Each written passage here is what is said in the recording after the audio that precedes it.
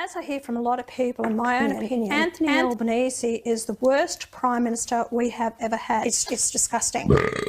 Anthony Albanese is the worst wanker. Anthony Albanese is the worst pathetic, gutless Prime Minister I have ever known. Anthony Albanese is the worst bozo. Anthony Albanese cannot even run a chook raffle. Anthony Albanese is the worst nasty piece of work. Anthony Albanese is the worst gutless wonder. He shows no compassion for what's happening in this country. Anthony Albanese disgusts me. Anthony Albanese is the worst socialist Marxist. I've looked at newspapers and seen comments people have made, but I've talked with people directly, and what I've heard is that Anthony Albanese is the worst.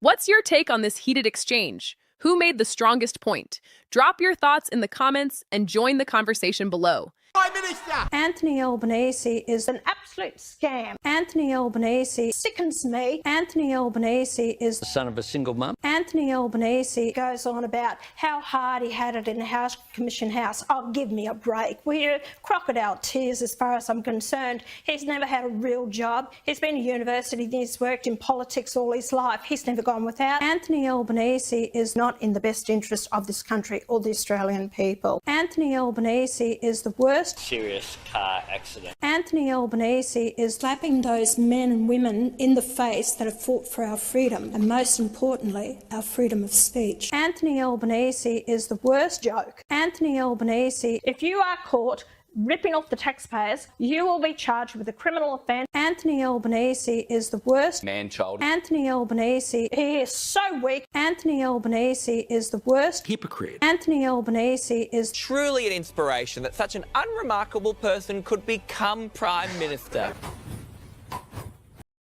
Pauline Hanson did not walk into that speech trying to sound diplomatic. She walked in absolutely furious, and from the very first second, you could tell this was personal, because this was not just criticism anymore. This was a full public demolition of Anthony Albanese's leadership, character, and credibility all at once.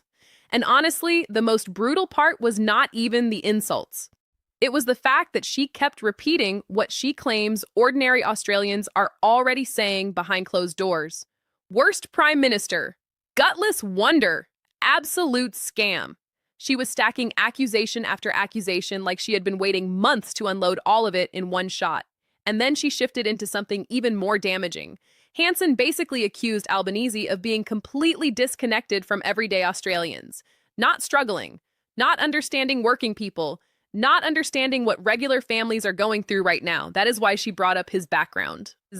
Because in her argument, Albanese keeps using his personal story to gain sympathy while Australians are dealing with rising pressure in real time. And when she said, "Give me a break," you could hear the frustration boiling over.